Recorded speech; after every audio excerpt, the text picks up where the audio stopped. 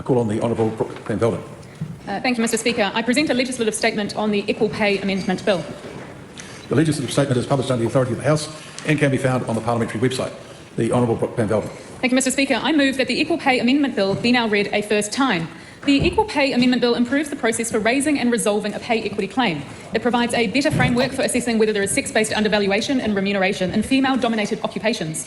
In 2014, the Court of Appeal confirmed that the Equal Pay Act did not only require the same pay for the same work, but also equal pay for work that is different, but of equal value. A bill providing a framework for raising and resolving pay equity claims was introduced into Parliament in 2017, and a substantially reworked bill was passed into law by the previous government in 2020. The previous government's bill significantly lowered the entry threshold for pay equity claims, provided limited tools for employers to contest broadly scoped claims, and enabled parties to choose from a wide variety of comparators to support their claim. The settings the previous government introduced have led to claims being progressed through the entry threshold without strong evidence of undervaluation. There have been broadly scoped claims where it is difficult to determine whether the differences in remuneration are due to sex-based undervaluation. For example, the DHB Allied and Technical Health Pay Equity Settlement covers 90 occupations, including hospital dental assistants, physiotherapists, wheelchair technicians, and cultural advisors. The current Act provides the flexibility to choose from a wide range of comparators, which has led to comparators being chosen even where the comparators' work and skills are very different to the claimant.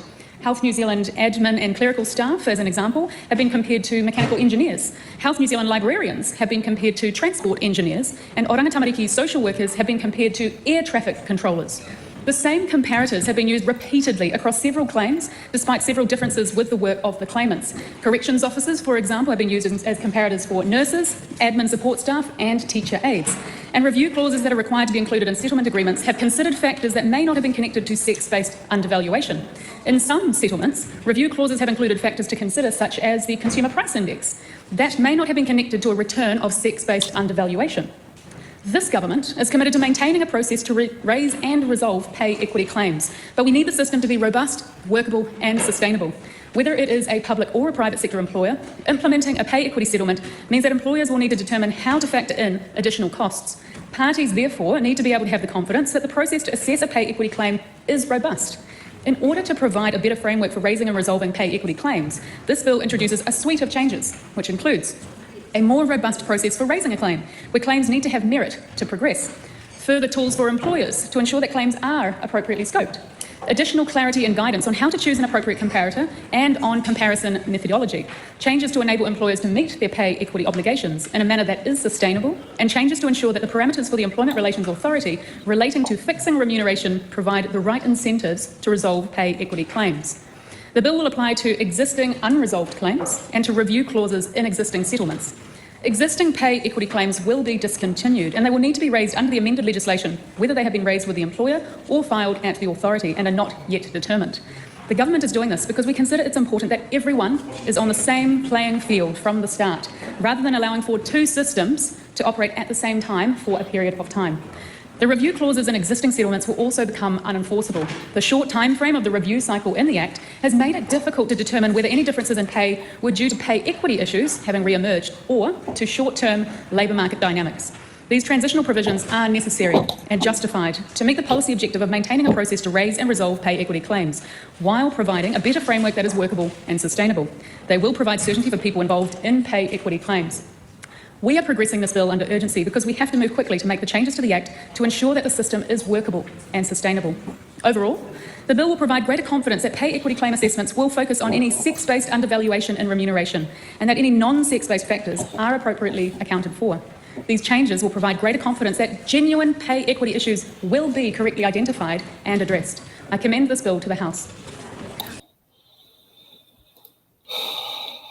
I can feel that you are a bit frustrated by Brooks. It's supposed to be Mother's Day. You're supposed to be being nice to me. It's so frustrating because it's like, you know that this is all crap, right? Like, this is just, all it is to save money, to balance their books and keep funneling money up to their mates. It's nothing to actually do with, like, all of it's just stuff to say. And that's what I find really frustrating about it. I get really triggered, I guess, when you're talking as well about the allied claim. You know, the allied claim in the DHB space, like that was the physios, dental assistants, the sterilising techs. Like, that was an amazing claim, and it was so robust. Like, I did a lot of the scoring with the employers, And I would just get so frustrated because, you know, you're trying to score as a group, which is really difficult, but you cannot say that it was not well argued. You cannot say that the evidence was not strong. Yeah, that really frustrates me, the whole thing. And just, I don't know if it's because it's sped up, but it sounds really robotic and really rehearsed. Oh, no. Brooke always sounds that way. Yeah, I I'll mean, put it this way. Herself and Moira from Schitt's Creek.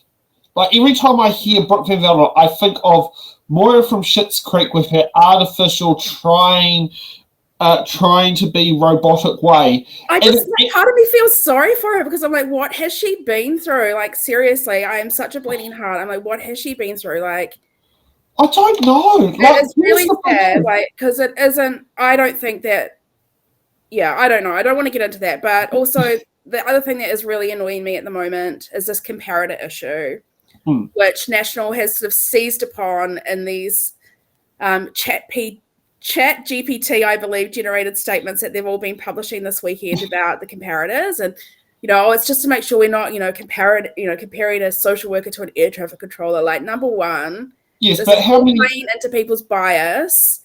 This is all playing into people's classism. Like, air traffic controllers don't require formal qualifications. Social workers do.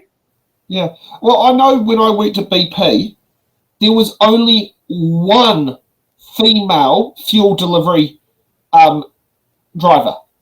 Every time we had fuel delivery, most except for one, it was always a man. Well, a lot of these jobs as well, people are like, well, just go out and get a better job. And it's like, well, that fuel delivery, probably at the depot, there's no woman's toilet. No, there is. No, you know what I mean? Like in construction, for example, in Australia, there's no women's toilet, so no one wants to work in construction. Probably unsociable hours that don't work around childcare arrangements. That yes.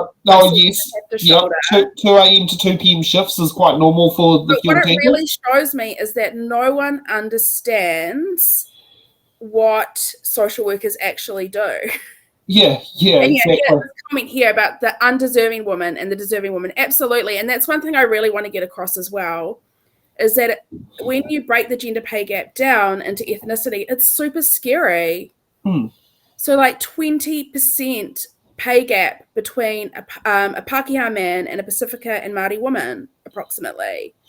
You might say, well, overall the gender pay gap's only 8%. Well, actually, when you blow it out by ethnicity and slice and dice, it's really, really big. And so we're really affecting these women. And we actually got living wage, the living wage movement, who are amazing, got living wage for the workers at the library, National Library, the cleaners and that. You know, how the government wanted to take that away as well. And that's who you're impacting. How could you look these people in the eye when they're cleaning your office at Parliament and you've taken away their living wage? I just don't get it. Yeah, no, that's different. Thanks for watching. Make sure you're subscribed to our